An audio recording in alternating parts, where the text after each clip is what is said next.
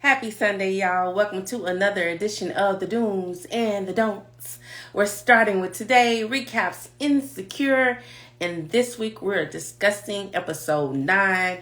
J Hall said it would be epic, and epic it was, so we are excited to get into this conversation. So stay tuned, grab something to drink, come back and chat with us, and we look forward to getting into this conversation with you. All right, so Jay is in the building, about to bring him.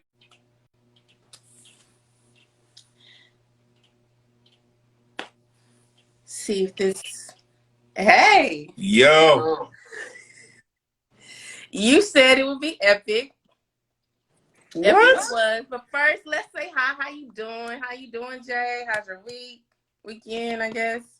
I'm doing pretty good. I'm doing pretty good on this Sunday. It was a long week, but I'm doing great. You look great, by the way.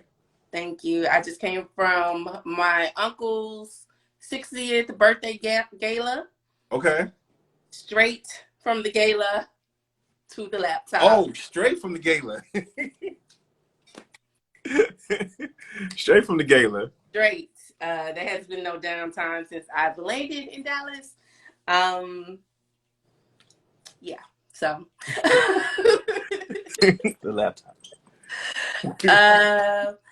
But yeah, so last week you had said that this week would be, you felt like Game of Thrones style, the next to the last episode that's always, giving you that big boom, epic energy. Yeah. And I really felt like, in a lot of ways, it delivered that. But I really felt like it did it in a very authentic way, like everything that needed to happen. It didn't feel unnecessary. I felt like everything that needed to happen happened. Like the conversations that were had needed to be had. The encounters that had happened needed to happen. So what were your first thoughts, Jay? My first thoughts was it was like waiting on a main course. I felt like this is the episode that everybody had kind of been wanting. But it wouldn't have had the impact if we didn't see everything that we saw already. Absolutely. I love the fact that the episode got straight to it. I mean, after the credits, we in the party. And so when I saw that we were in the party, I said, oh, the episode's about to be about the party. It's not going to be no small scene. It's about to be, we're all going to sit in this awkwardness for a minute. Yeah. Like all of us. And I just thought it was a wonderful display of personalities that are tested. And speaking from a guy's point, I know men and myself included, we've been Nathan, where you get in this new relationship. You finally said, all right, cool, we're going to be together. And then it's one of those things. I don't know if it's how the gods work or whatever. All of a sudden, your girl got this event that she wants you to go to where it's like all her friends. You know what I'm saying? And it's like, it's just one of those things that you're like, how does this happen every time I get in a relationship? Like, my event with my friends happened 6-8 months ago. How is it that the most important thing that's happened in your life is about to happen when we just got together? It's always a wedding or like a going away. It's like something, not like a regular party. It's your dearest friend in the whole wide world. It's the person that you really love. It's your friend is moving. It's like, yo, and the relationship is so new. And all of a sudden you find yourself in this defense kind of spectrum anyway, right?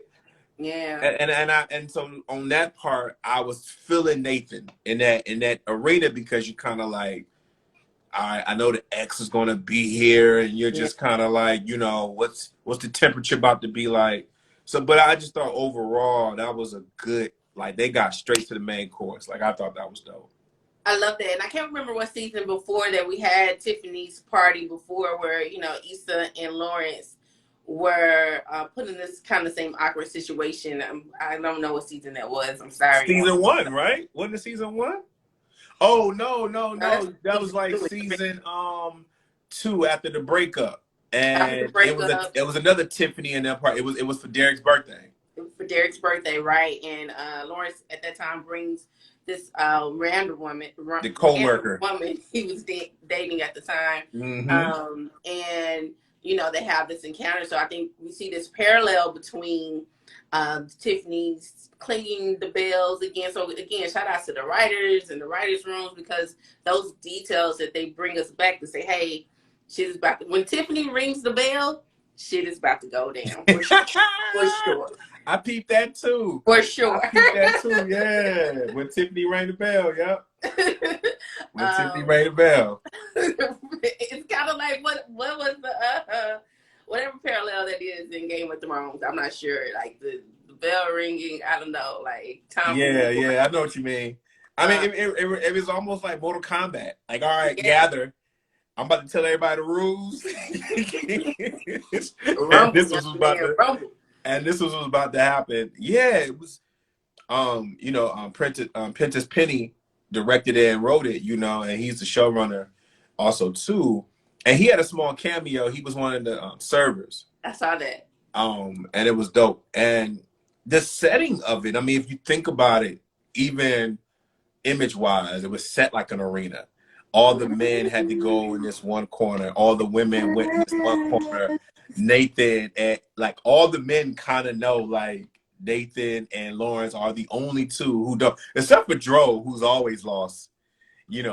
Everybody knows. And then when he says, "No, man, me and Issa about to go. We looking for an apartment tomorrow." Hey, oh, my heart, boy, my heart. And Lawrence been the last person that Issa lived with. You know what I'm saying? The last man she lived with. So definitely a lot of pain there. But I didn't even think about the arena. I definitely saw the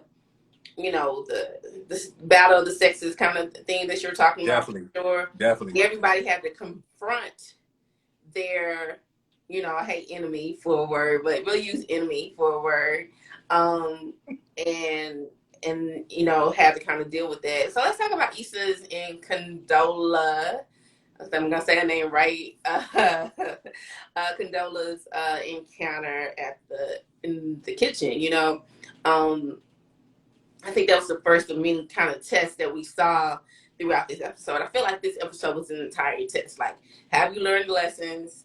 Where are you at in your progress in your journey? Like, I think we've seen these mini tests, maybe quizzes before, but this is it. This is like game day. Are you ready for like what's next? And I think it's a really telling, like, if they're not, then that's a pause and reflection. Are we going back to step one? Or are we going back, to step 2 or 3? Or are we ready to move forward? And I think the way Issa was, her friends, of course, just showing their growth. They wasn't being super messy or anything. Kelly invites Molly to go to the next room, and Tiffany follows suit to give Issa and Condola some space without that dynamic of us versus them and 4 girls against 1 girl. Yeah. It's very nuanced, but it really matters in social dynamics to make sure that you're creating this safe space for the conversation to happen, even if it's a awkward conversation to happen. What were your thoughts on that? I like how they did that because it's like we know what we're here for. Right. I thought that was smooth of the friends to do that. And I think too, before I even tag that, it's good to note that the jokes were there because we needed the jokes. Needed the jokes. The Condola and Issa interaction, it reminded me that their interaction has always been awkward. They've only had a very small window where their interaction was like at peace, but for the most part, they've been kind of. They're just 2 people that if they would have met on any other situation, they'd have been the best of friends. Best of friends. You know what I mean? And how many times have that happened to us? Yeah. In real life. And I thought that part was dope. I thought it was, when you talk about battle tested, I thought it was dope that Condola and Lawrence, relationship wise, is still like cool. Like, Condola saw that he saw Issa. She knows how Issa is to him. She didn't necessarily, she didn't get no attitude about it. You know what I mean? Like, she knew what it was, came back and told him whatever. I thought their conversation in the kitchen, when she was talking to Issa, I wanted a little bit more. Like, you know what I'm saying? But I guess I kind of had to appreciate because Condola don't really owe you anything. She doesn't. There doesn't have to be this full conversation of, girl, I just want to make sure we all right. I guess like me wanting more of a conversation is kind of like an overreach because it's like she don't really owe you anything, right? She owe you what she gave you a little. She don't even really got to tell you that they're not together right now. She literally doesn't owe Issa anything, but the little bit that they have, I guess it's a testament how it's one of those things like what's understood don't need to always be said. Yeah, and Yeah. I think it's kind of like, yeah, we wish we could be friends, but there's no being friends after this level. I think if it was just them dating and Lawrence and Issa never gotten back together, and then Condola getting pregnant and deciding to keep the baby and all that, I think that was the breaking point for sure, where it was the point beyond any return. But I do feel like they need to talk because their paths are probably going to cross. Condola is still in the same space. Condola inspired Issa in her career, and so they're going to, like, you know, Condola mentioned, like, I know what you're doing in your career, and it is what it is. So just to be able to say, hey, you know, I'm not going to have basically a Krishan issue where like I'm hating on you or whatever. Like, this, you know, I'm rooting for you. Good luck, you know. But you know, I'm over here in this past. Yeah, yeah, I'm not. You're right in that, and you know we still got one episode to go, so we don't really know how that's gonna be. But you right, you right when it comes to that. I think I was still. I think if they don't, I'm okay though. You know Yeah, what I mean? Because a lot of times we think we need this other person to have closure, and real. you're not always gonna get that. You know what I mean? You have to find closure within yourself first because you're not always going to get that. And even if you do get a chance to get in front of this person all the time, you're not always going. That doesn't mean they're going to give you what you need, which is a good example of Dro and Molly. You know, Mm. Before we get to Joe and Molly, we'll go there next. But what are your thoughts about Condola? Do you think Condola is looking to get back with Lawrence at this time? Does you feel like she has a chance, or did you feel like Issa's interfering with Lawrence, you know, being emotionally available to her? no, I don't. Condola always struck me as her character always struck me as someone who knew exactly what she wanted, and she didn't play any emotional games. That's real. You know, like when she was where she was. I mean, yeah, you can make a comment about how the baby came about and what she said, and we all saw the memes and the think pieces and all that other stuff. But she's been pretty straightforward about her thoughts and how she feels. And if she had an attitude, the last season before, she told Lawrence when they were dating when she had a problem, what she had a problem with, That's very right? true. So I don't think it's a situation of I want to be with you, and Issa's in the way. I think Canola meant what she said about I can take care of this baby. You can come and you won't. Now, granted, we saw the episode where she might have seen that she bit off more than she can chew, right? Right. But I do think the emotional part of how Yeah. she felt about Lauren, Yeah. I think that's gone. You know what I'm saying? Like I don't think that part is there. I think it's more like, yo, I really dig you as your father. I'm really respecting you as a man. But I think as far as being together, I don't see it right here. I totally agree, and you're right. She has always been very forthcoming in what she needs to say, not just to Lawrence, but to Issa as well. I think she, you know, there was a moment where she kind of pulled back while she was working on an event, but then she came in and she really kind of said what needed to be said. So I don't think Condola is not afraid of having hard conversations, No, she's not. even if it's awkward. So. No, All right, no. so Rose appearance shocked everybody, including Molly. That was such a good moment visually to see the collective a response. Um, you know, hearing him having divorce, him showing up with someone new, him still reaching out to Molly. But I really feel like Molly showed up for herself in a way we hadn't seen her show up before, with a lot of agency, where she didn't feel like she was under Dro's spell. I think Dro has had a spell over Molly, like, you know, even when she existed. And you know, we all have somebody like that who just our reason goes out the door. Got that Badu. Everybody got Badu before. got one Badu person in their bag, One. and I But yeah. think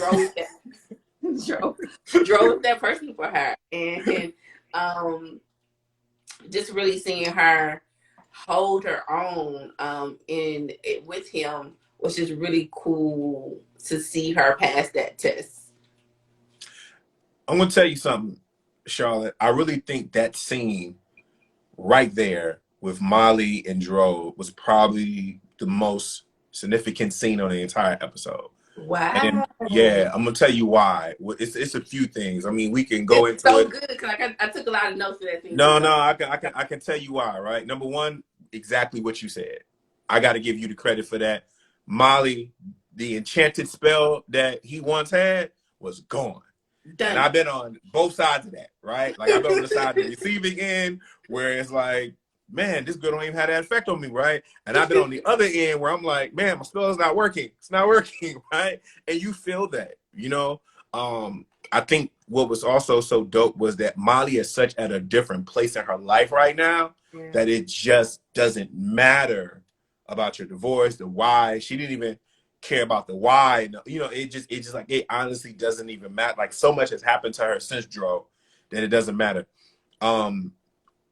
Another part was Torian. Ooh. Him not caring. Not caring. And him being someone who's like, oh yeah, well you told me the truth, so that's what's up. You know what I'm saying? And she was like, yeah, he right there. He's like, what's up? Yeah, we used to have he had an open relationship. And she said that whole spiel, he was just like, nobody was upset about that except for Dro. Right? And listen, I've always been on record and saying on the side, I was never quite sure about this open relationship that Dro said. Right. I do know that open relationship exists. I just didn't believe Dro. And the fact that there's a divorce kind of signals that it wasn't all up and up. There's something about it that don't tell me that it was. You know what I mean? Because we never really heard his wife validate that. Every time he did something, she was in the next room. That's real. But, you know, that's neither here nor there. And, you know, and also, too, because what I don't want is for people to be like, see, open relationships don't work. He got divorced. And I'm like, but I also want to point out, Dro is just a sneaky guy overall. You know what I'm saying? Manipulative. Yeah. In a lot of ways. And he knew the stronghold he had on Molly. And he used that to his advantage at her expense. You know what I'm saying? Yeah. So. It was always so I really think that scene right there was so significant because it goes to show you that when you do the work on yourself, the forces on the outside, it won't even matter. You understand? And you don't even have to go make it a big deal. Like you ain't gotta go tell X, Y, and Z. You ain't gotta go tell this friend, none of that. Like Molly didn't even run back and tell no one that she talked to Dro. She didn't even have no big think piece about it. Like she didn't do any of that. She was just like, because she's so far different from which the Molly was back then. And I really felt like that scene alone, if you go back and you watch it, it proves a point of how we all can be in our growth. And listen, not just so much in relationships, it can be like the job that you really, really wanted, right? And then you can be so far deep into your career path that you drive past that building, you like, man, I used to really want to work here, you know, and I don't even have no desire for that anymore. Yeah. You know, it can be a lot of things that at once upon a time you thought that you could not go without. And with growth in time, and it can just show you that how, as a human being, you can move on. It won't even have that effect on you no more. And that's so beautiful. I think another piece of that is what we saw.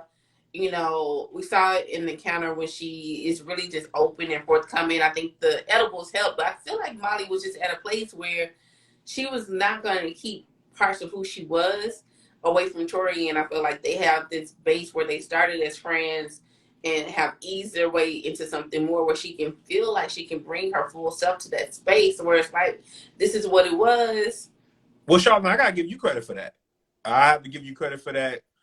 Give people a little insight on our conversations is that when you really have someone who was your real friend, Torian was her real friend. Exactly. Not somebody that you were friendly with because you always liked. He was her real friend. So the rapport that they had of having that rawness in their conversations, she was able to just deliver that. If that would have been any other guy, maybe not, right? Maybe there'd have been some. But Tori is like, they've always had this raw. And that's the thing. When you've had a real friendship with somebody, you can't forget that part. So they talk to each other like they normally talk at the office. Yep. Yeah, when or she even told him. more so, just like really like a good friendship, and that's such a beautiful base to have, to build a relationship on.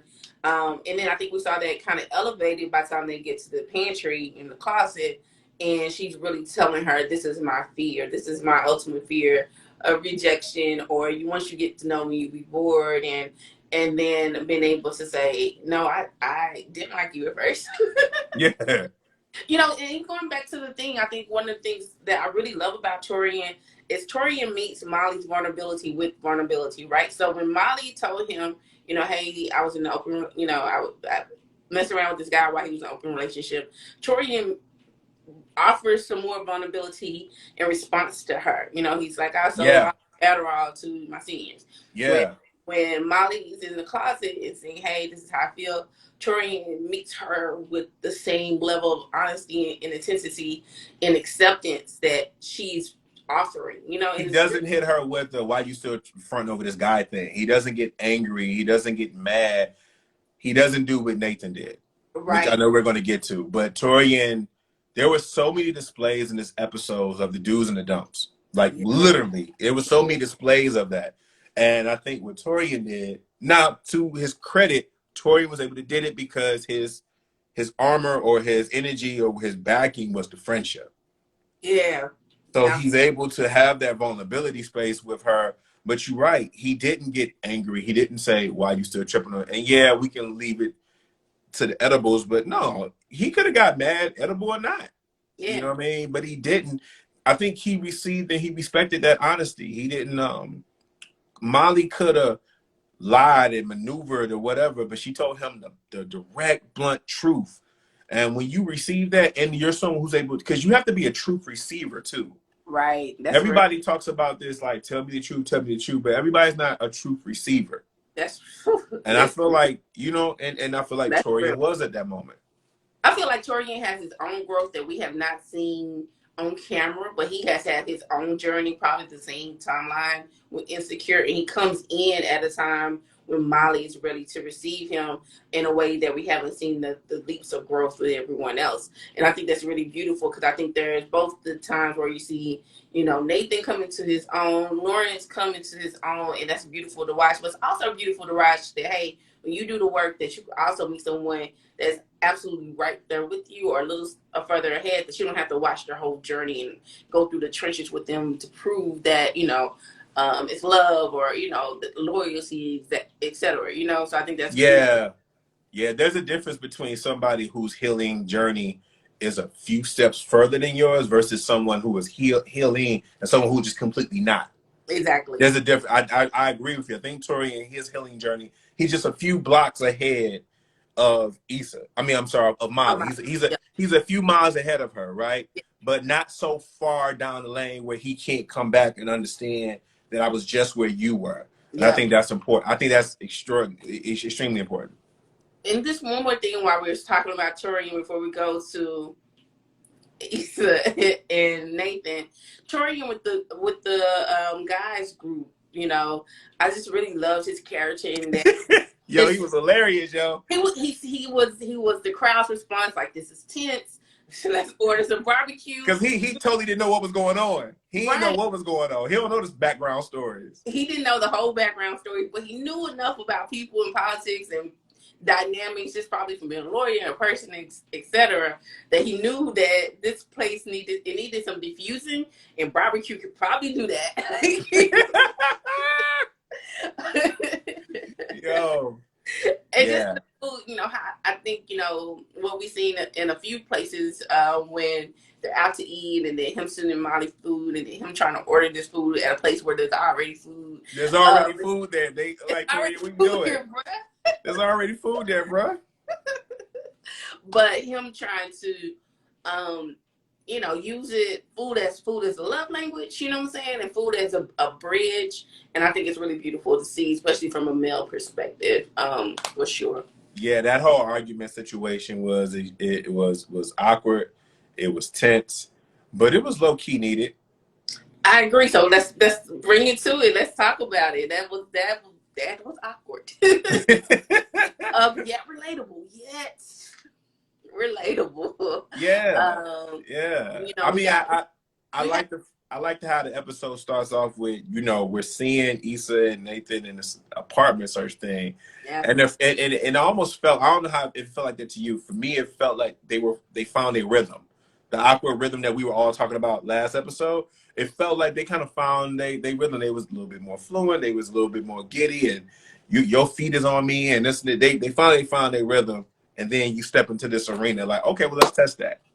yeah, I love it. And I think this episode there were a lot of metaphors. We definitely had the one about the barbecue, but we also had this one about apartments and new spaces and like what does this mean for us, and is it gonna be any hiccups? And so, we have this opening scene where they're looking at a perfect place, and then the place is not there, and we have this hiccup. And so, how do we get to overcome that? And really look for it. And I think we have the same thing happen, in the party later on. So we have these parallels of what does this mean for Issa and Nathan. And I think Nathan was unfairly attacked there, and he didn't have the same where we saw the women pull back, you know what I'm saying, and give Issa and Condola some space to talk about what they needed to talk about. That did not happen on the men's side, right? So there was not this one-on-one dynamic. That they probably could have a more reasonable conversation. Their ego was heightened in this group setting, the bravado is heightened in this group setting, and it leads to more of a less productive conversation where you're skirting around the subject instead of talking about the thing that really needs to be talked about. Yeah, it does. And I don't know a way that it could have had been, Mm-hmm. because even with Issa and Condola, they still have a history. You know what I Yeah, mean? They had a relationship at one point. That's the first time we seen Nathan and Lawrence in one room. that's crazy. You That's know what I'm crazy. That's saying? the first time that It's the we've first seen. time. Yeah. So to Nathan's defense, he has he is unfortunately in that trap. A lot of us guys have been. I've been hearing nothing but negativity about this dude. That's all I've been, hearing. And I think sometimes we do that as friends, right? Like if I'm talking to you, Charlotte, I'm telling you about this ex. I'm only telling you the negative Yeah. about this person because I'm venting, right? Hence Right. why y'all should go to therapy. Right. But I'm only telling you about, the negative. So I don't know any good about this individual. You know Mm, what I mean? And so here he come with the audacity to stand in front of me, and now you trying to say these words, and I'm already whatever. And in Lawrence's side, Lawrence had his friend who threw that bomb in his ear, and we all got that friend to tell you something that you were trying to ignore. He said you didn't fight for it, and now yeah. you're sitting there like, wow. And I don't know if you can make an argument that Lawrence should have sat with that a little bit longer and really deal with that. And he was on his impulses was running next to him, Right. or Right. that truth really hit him so hard that he really could not operate. You know what I mean? He just saw Yeah. Nathan as like a target. Yeah. I don't know. Yeah. I just feel like uh they put Nathan in a pressure cooker for sure, and just at that scene, I think Nathan, in his growth and his self awareness, like, okay, I need to take a breather. Let me go outside, take care of this friend. Let me, give me a minute. You know what I'm saying? He's kind of talking to Easton, kind of trying to create some space for him to kind of really process his thoughts. And I don't know, like, it should. How much preparation should Issa maybe have provided for him, or context or cushioning, to let him know that, this possibility he could be here. And, I don't know. Yeah, I do agree with you on that. I do think that Issa should have been able to let him. I mean, I understand That's Issa. my pre-homecoming speech every Yeah, time. yo, I Hey, mean, I mean, that is like the hey. thing that people need to do more is like say, hey, listen, my ex is going to be here. We're about to step in an environment where somebody used to mess with is about to be here. Hey, are you comfortable with that? Okay. Are you going to have a limit? Give me a sign. Like, Right, let's work this out. Because there's right. there's nothing more official than when a couple has something worked out and you can't infiltrate it. That's real. And I You think know? it was blindsided with that. You know what I'm saying? And I don't think it was fair for him to be set up in put in that position, first of all, where that dynamic, and he didn't have anybody there on his side to kind of really leverage. I think for in one part, Issa's brother Her brother. was trying to bring some levity to it, but it ended up being, more Yo, messy. her brother ended up setting the bomb off because Set he the said what bomb he said. in That's the what brought living. up the whole apartment situation. And Nathan wasn't even like trying to brag. That No, was really him just giving an honest answer, not even considering what was in the room, which he's not supposed to. But at right. the same time, you know what I mean? That's what happened. I mean, what do you think about? Do you think that okay, he was unprepared? So with that being said, are you leaning towards the fact that it was Lauren's fault? That Lawrence was at fault? Are you leaning more towards that? Yeah, so Lawrence was definitely at fault. Like, even if he felt that way, there's a time and place, you know what I'm saying? And for him to use this public setting to make this declaration of love that he's had 10 years to make, you know what I'm saying? I'm gonna tell you though, Charlotte, I don't think it was Lauren's fault. It was Issa's fault. Why was it Issa's fault? Because that's another thing that we talked about before about these consequences, yo. Issa Mm, called him. she did You know what I'm call him, and saying? she didn't work that out before And she got she didn't work that out. Issa, right. that's another thing about these consequences. Like you That's called fair. him. You understand That's what I'm fair. saying? Like you called him, and everything that you just said about this ain't the right time, you make this proclamation. At that time, you called him, not knowing what was going on with him. That's Right? And real. then you didn't answer when he called back. Y'all probably That's could have real. had a conversation. Y'all could have worked all this out, and then now here he is. And so You're now what we're right. seeing is once again is Issa is doing these things, right? And she's in the moment and then not thinking about it, and then it comes back to her. We saw that first season when she had Lawrence and the guy that she cheated on Lawrence with happened to be in the same party. Room You know what I again, mean? Like party where, again. she So does these actions and then she's like, oh snap, I'm in this awkward position, but not thinking about how it got to this place and how it got here in the first place. So I mean, well, that I'm brings sorry. I feel right. on that. So Lawrence approach when he met Daniel outside that party, right? Versus Lawrence approach to when he sees Nathan is completely more aggressive than he normally probably would have played it had he not had that bug in his ear from I think it was Chad, you know. the the bug in his So ear, and we got to think about the Lawrence of who he was in that moment versus where Lawrence is now. You know what I mean? okay. Lawrence, we're looking Mm, at a more confident Lawrence. We're looking at a Lawrence that has, now he's not on the couch no more. He's cleanly shaven. He's even in his groove as a father. So there's a certain amount of kind of protectionist that he might also have too. So we're not seeing the same Lawrence that was damn near broken waiting on that car to come up when he was talking to Daniel. That's not the same Lawrence. that's real. That's real. That's real. Okay, so let's talk about Nathan's role in this. Because he does have a role, even if I felt like he was unfairly put in that position, he does have a control over his responses. How do you respond to, you know, situations? What do you feel? I mean, he goes to the car to meet his friend at the car. He understands that his limits are being tested right now. It's not a great situation. I honestly thought he was gonna leave when he went to the car. I probably would have Like just not understood. come back. Just not come back. Be like, hey, I hit you up later. I So see you later. can I offer something? So let me offer this to you and anybody else who may be listening. And if I mean it from the bottom of my heart. If you are ever in a situation like this and your significant other shows up and says, what's this? You need to physically move by their side. You don't keep standing next to the individual that you are talking to. Like that setting alone showed me, and I'm not going to ever believe that that's by accident. Because we always talk about, and you and I talk about later about how Insecure be throwing these little things in there. The Yeah. visual of it. When Nathan says, "What's this?" Issa doesn't move. She stands right in front of Lawrence.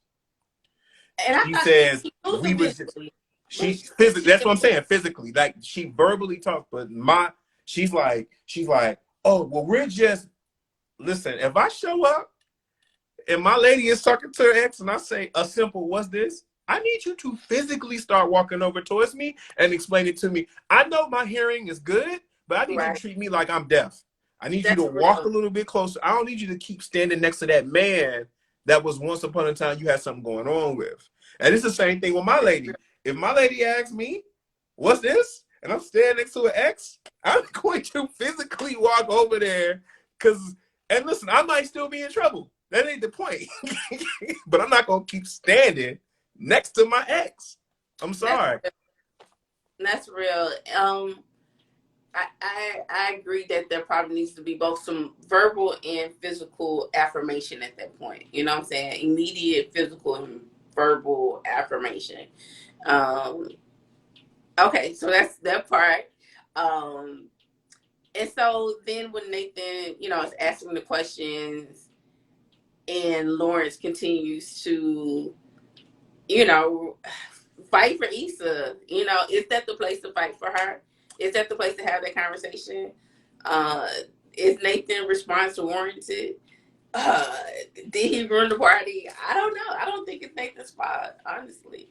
No, I don't. No, no, no. I would never say it was Nathan's fault. You know what I mean? I think at that moment they both were right and they both was wrong. And I'm not even trying to be politically correct because there were little things. Because I kind of rewinded a little bit.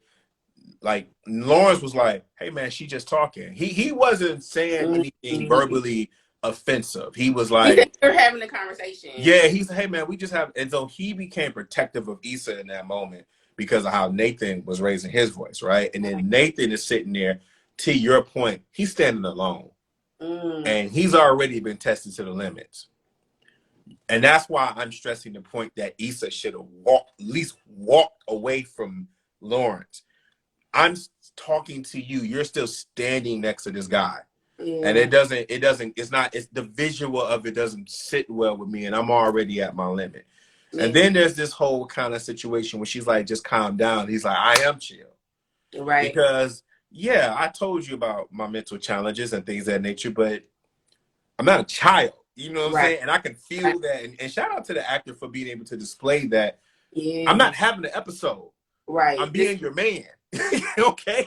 This is a real life. So don't give me the there. You know what I'm saying? Like, there's a difference between you saying, baby, don't whoop his ass versus, no, are you okay? No, that ain't that. You know what I'm saying? And I think that's the struggle that a lot of people have when it comes to confessing or being vulnerable about their mental challenges because they don't want to be treated any way differently. Absolutely. And I felt that fury in his voice when he said that. Yeah, and I think fury is the right word because you're not only seeing this issue with Lawrence, but you're seeing the woman that you love and you're planning the future with,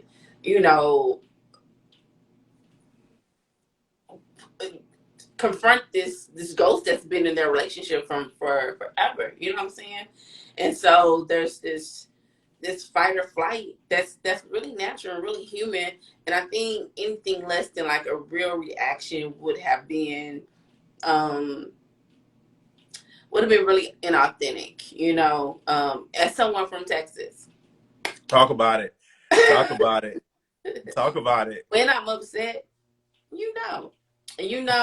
the first time I say it, the second time I say it, but by the third time, you're going to feel it.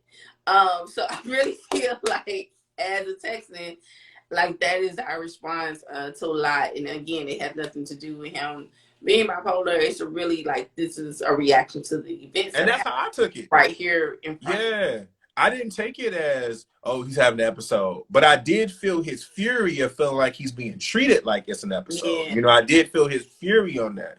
And I think with Lawrence, had more than just his friend who gave him that. Even Condola said, and shout out to Red, Condola said, yeah, you're not going to see these people again for a while. So I think Lawrence kind of was taking inspiration from a lot of things. But that's the thing that we do. When we are yearning for something, we will take a message and interpret it in our own way. Because even his friend we might go to the episode next and his friend might be like, that ain't what I meant, right? But that happens in life where people say things. How many times have you and I have a conversation? I'm like, Charlotte, that's not what I meant. Yeah. And it's months later, you like, well, I didn't already did it now. I didn't already felt that way now. Because that's what we do when we feel like we're yearning for something and someone gives us that. Yo, we run with it. And so Lawrence was getting messages throughout the entire scene of him being in that place. Like, I have to do this now. There's no other place for me to do this. I have to do this now. I can't wait. Yeah, but one of the things that kind of I got 2 points. One of the things that stands out again is this thing we have said and you just mentioned about the consequences of your actions.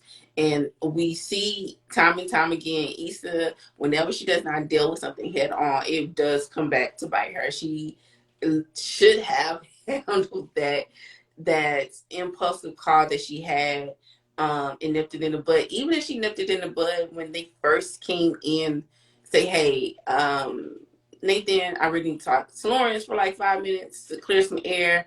I really want us to all to have a great time and there be no energy, no beef, and say, hey, we need to deal with this. But if she didn't do it before the party, then she definitely should have did it before, the emotions heightened, Yeah, I liquor, don't think we have much evidence. edibles, Yeah, accident. yeah, Charlotte. I mean, I don't think we have much evidence of Issa doing that. When you think about when her and Lawrence had met up before, Lawrence called her. Yeah. When you think about when her and Molly finally squashed the beef, I think Molly was the one that made the call. And even if that is, we don't have a lot of scenes of Issa being the person to be like, to deal with her issues. We have a lot more evidence of her doing stuff, not thinking about it, and then it gets confronted, and then boom, it's an explosion. Yeah, I agree. The second thing we talk about, you brought up about Nathan's mental health, and I think one of the underlying things that did not get that people may have missed or may have noticed was Tiffany's mental health, right? And Woo. I really saw her still struggling throughout this move, and I think part of the hesitation around the move is she's losing her support system when she's still very actively working through her postpartum depression. And we see that struggle. It's very nuanced. Shout out to Amanda Seales and her acting because it's so It is. but it's so very present that if you can't ignore that this is not just about losing her friends, but losing the support system in case she has another breakdown and she needs that support. And so when we think about mental health, a lot of time we think about it as just that person's issue. And I think one of the things we really hop on about starting with today is like we have to heal in community. And so for Tiffany to be moving away to a place where she doesn't know, she's already looking at like parks and like all the, things she can try to do to stay busy and kind of find herself and identify herself.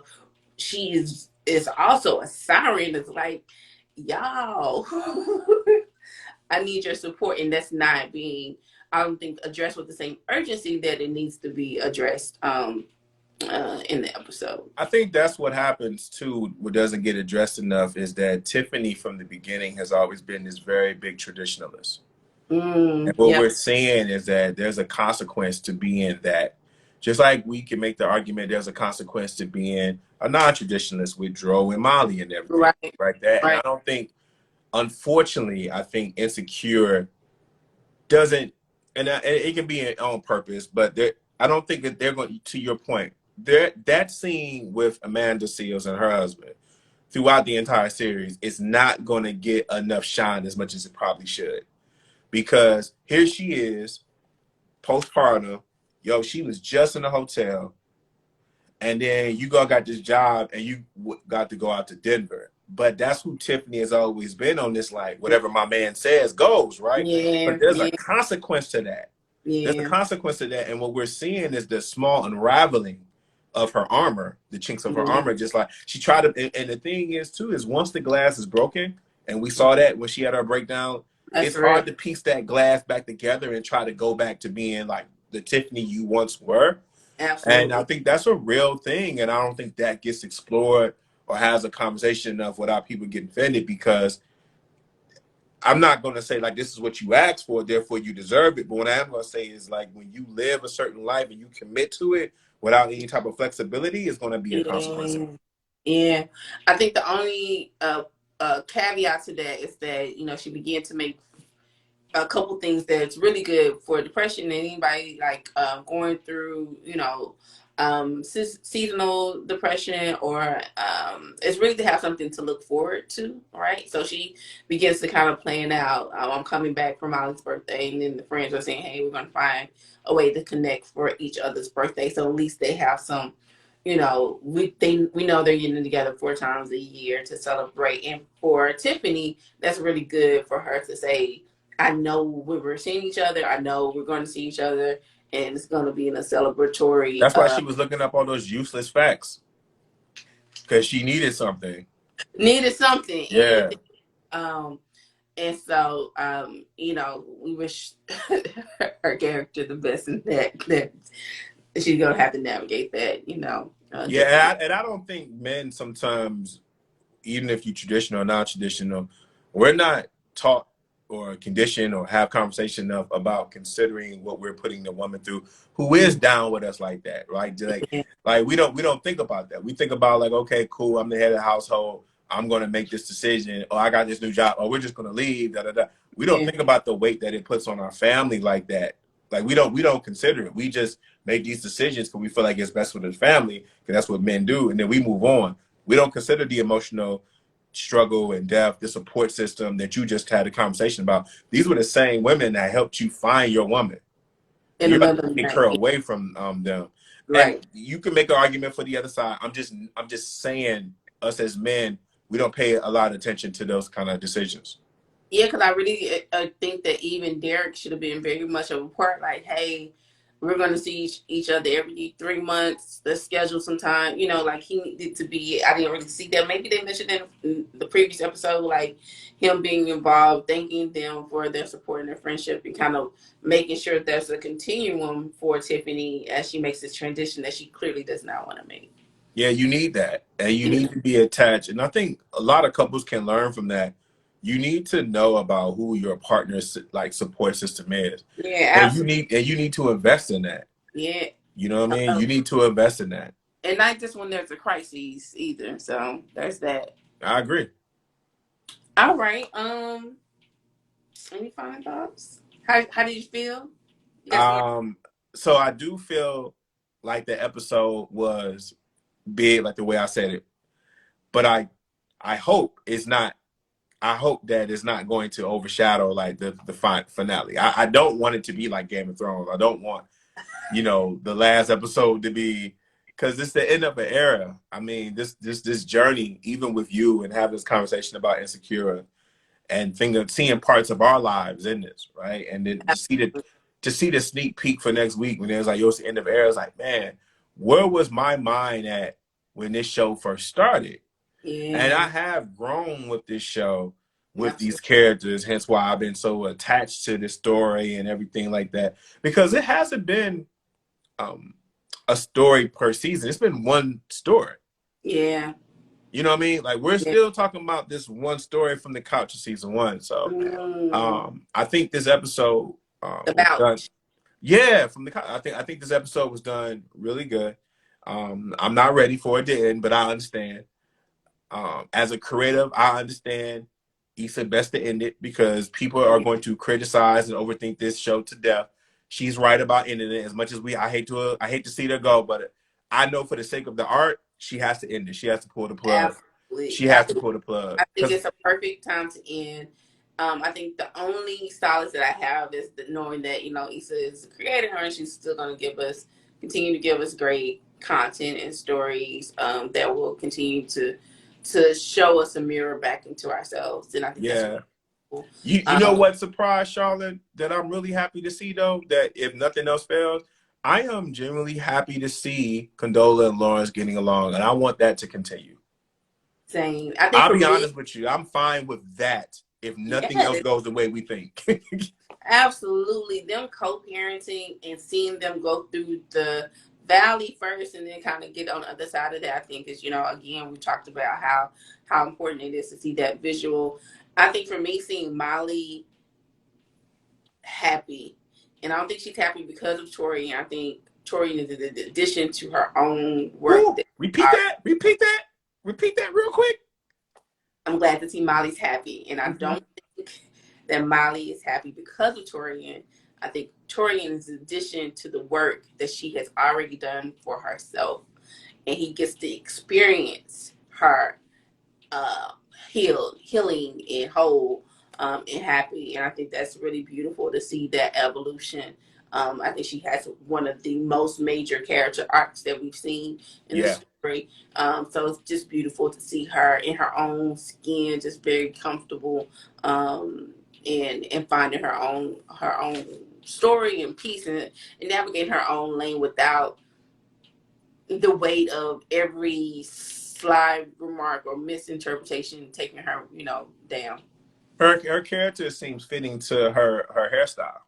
Yeah, she let it go. Yeah, it seems free. She seems free and more elusive and moving and all of that. So Absolutely. nah, that's cool. That's cool, man. I And then gotta you say, out the episode with "Are you okay?" And I think that's kind of a question to Issa, but I think it's a question to, like, are we okay? I don't know.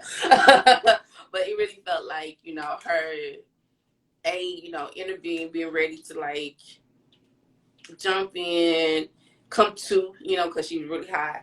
So come to, be present, and then, check in with Issa, like, what's happening. Just to see that friendship in a way where we hadn't seen, um, without the,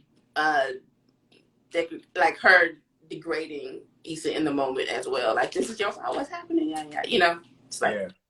yeah. Yeah, it has. I mean, to everyone's credit, it hasn't been a lot of It hasn't been no takedowns. Yeah. So I'm glad that every character has healed to that point where they don't see the need to take down. Even Tiffany. Tiffany hasn't been throwing no darts or none of that. She's been supportive, and it's good to see that, because friendships need to evolve and Yes. people need to pay attention to that. We talk about so much about paying attention to our romantic interests and everything, but we don't talk about shaping and evolving our friendships and how healthy that is and how much is needed. So I'm for it. I'm not ready. I'm gonna have napkins. I'm gonna be put to the test. I've tried to remember what Issa said when she said that these characters aren't ending. Their lives are gonna go on. Mm, So when she said that in the interview with the Breakfast Club, I'm understanding that the series is not going to end like the way normal series end, where it's like they're going to give us this cap. I think we all have to understand that these characters are going to keep going. mm. We have to be prepared for that. It's just that, man, my Sundays. I know. And spending the time with you has been an absolute joy for sure. Yeah, because this is the first show, Charlotte, I don't know about you, that I feel that has been going on, that I feel like it's been my life in real time. Like, I was a kid watching Different World. I was a Yeah. kid watching Living Single, all these other shows, and I grew into their storylines, right? Yeah, But absolutely. Insecure is the first time in my life where what was happening to me, like, in real time. So Absolutely. now I understand what my big brothers and sisters was going through in the 90s and the early 2000s and stuff like that. Absolutely, I totally agree, and I think that it totally justifies our connection to this character. I think also Issa being the creator and being our age too, and apprentice, and being in our peer groups. I think it's really important too, because it's not coming from like a older two generation. It's coming from us having our own autonomy and agency over our stories in a way that comes across really, really authentic in screen. So Yeah, yeah. I'm gonna need a hug. I can feel it already. I'm gonna need a hug. So yeah, that's my indeed, take. indeed, I totally agree. All right, well, it has been another beautiful Sunday discussing with you. I am going to wash my face, get out the stress, and Woo! take off in the night. I hope that everyone had a great weekend, and y'all all have a great week as we lead into the Christmas holiday. And we'll see you on the other side of that. Y'all have fun, safe, enjoy love, as that is the most important gift that you can give someone in time and energy, with people that you love. You can follow Starting With Today at Starting With Today on all social media except for Twitter. We're Starting W Today. You can follow Jay Hall at Jay Hall Society across all social media platforms. You can follow me, Charlene, at True_Charlene across all social media. I think that's it. That's it. Get Now, ready. bye. Bye.